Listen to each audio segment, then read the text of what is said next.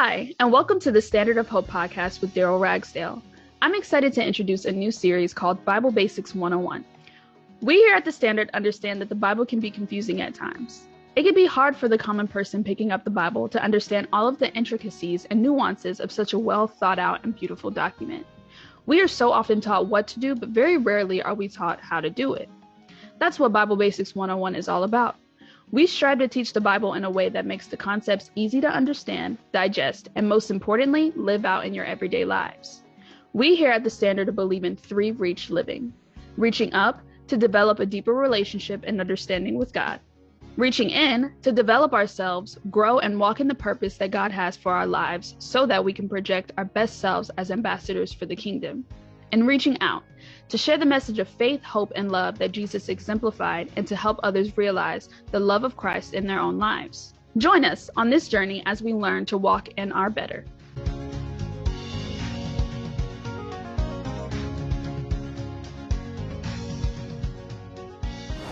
I've been thinking about how we live in this world and how it seems like everybody is so divided. We're divided politically, Democrats and Republican.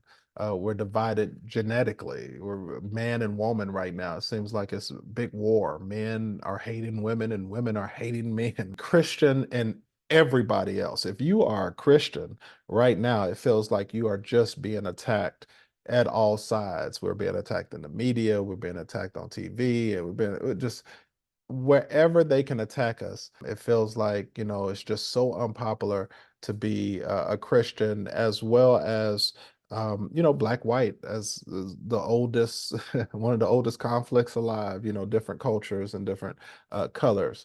So I've been thinking about the Great Divide and how the devil wants to keep us divided, how the devil wants to keep us against one another, how the devil wants to keep us at arms with one another, because the Bible tells us that a house divided cannot stand. And he knows that as long as we are fighting with one another about these trivial things, that we will never, ever be able to come together and actually fight the true fight of faith, fight the true fight that we need to be fighting right now, which is a fight against him. It is a fight for our souls. It is a fight for our children. It is a fight for our very existence that's going on right now. And we're so busy upset because you don't believe the exact same things that I believe, or you don't look like I look, or you don't, you know what? I don't agree with anyone 100% of the time. I love my wife with everything that I am and everything that I have. I don't even agree with her 100% of the time. I don't call myself a Democrat or Republican because there's some things about the Republicans that I like, and there's some things about the Republicans that I disagree with. And there's some things about Democrats that I agree with, and there's some things about the Democrats that I disagree with, but it doesn't make anyone the enemy. Just because we don't agree with one another 100% of the time doesn't make the other party the enemy. And that's where I think we need to do better. That's where I think that we can actually make some change when we can, instead of looking at somebody who doesn't agree with me 100% of the time as the enemy, we can just agree to disagree on this point and we can move forward, because there's much more important things for us to be arguing about, for us to actually be trying to figure out, rather than just sticking on these issues and these things that don't matter that much. Let's say this: a Democrat comes out with some sort of bill or something that will help 90% of the people in the United States. It will help almost all of us. It won't help everybody, but it will help most people. Now, you would think that this would be a no-brainer, right? Okay, well, we're going to take this bill because it's what's best for the people. But no, everybody on the other side is going to fight vehemently against this particular bill, not because it's what's best for the people, but because it's what's best for their party. As long as we're towing party lines, we'll never, ever be able to grow. We'll never, ever be able to be all that we could be. Just because it's a Democrat that came out with it, I got to fight against it. Just because it's a Republican that came out with it, I got to fight against it. And that's absolutely ridiculous. We also have to deal with that same thing with black and white. Just because, a police officer shot a person or whatever, I'm not going to just go after the police officer because it's a police officer who shot him. And I'm a black man. And I believe that there has been some police shootings that did not have to happen. And some police officers who got away, or some people who got away with shooting our young black men, that should not have happened. But I'm still going to look at every single situation, because I also have police officers in my family. And I want those people, I want my big brother to come home every day.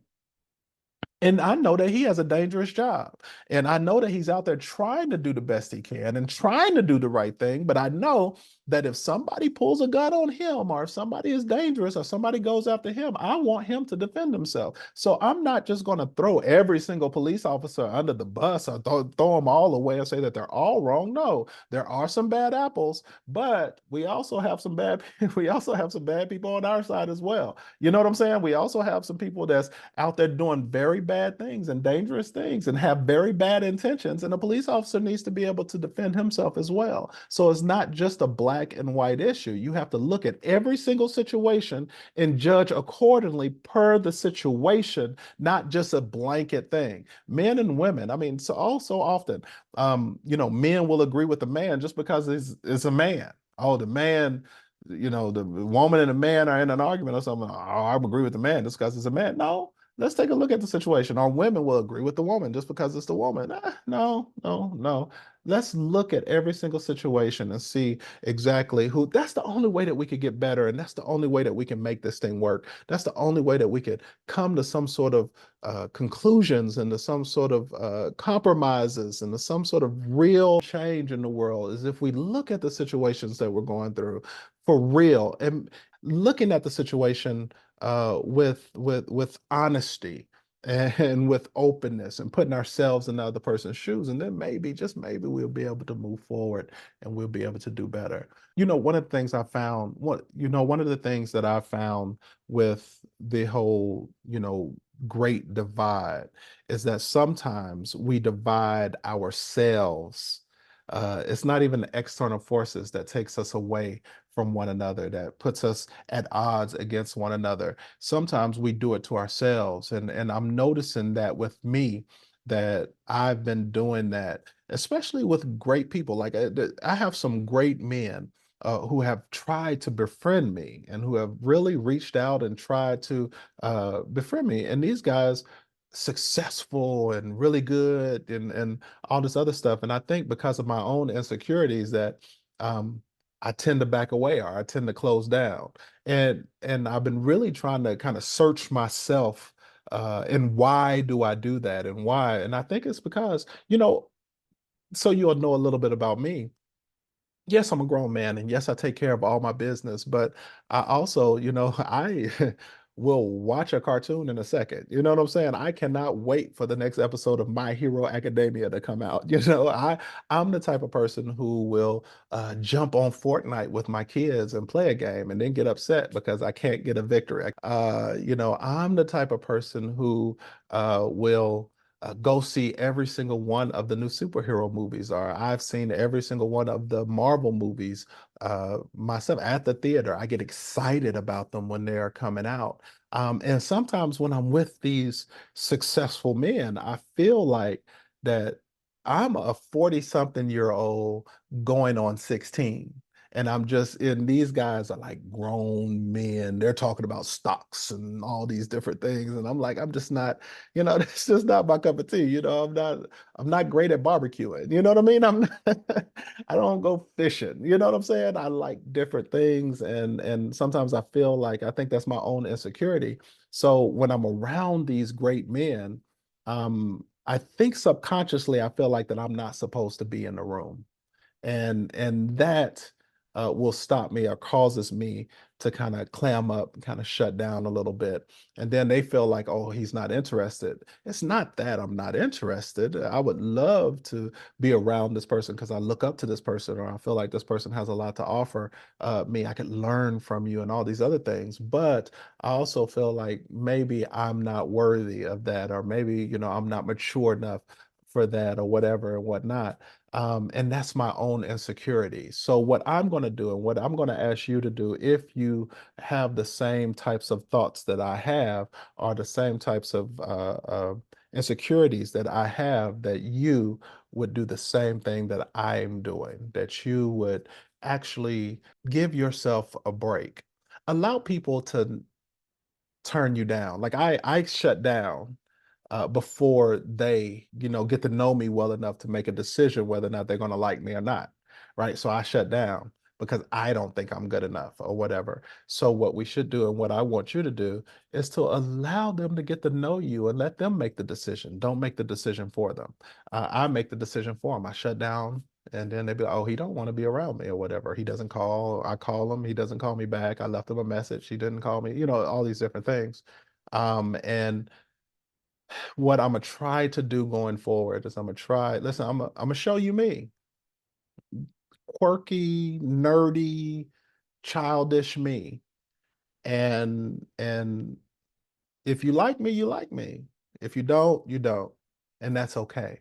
You know, and that's okay.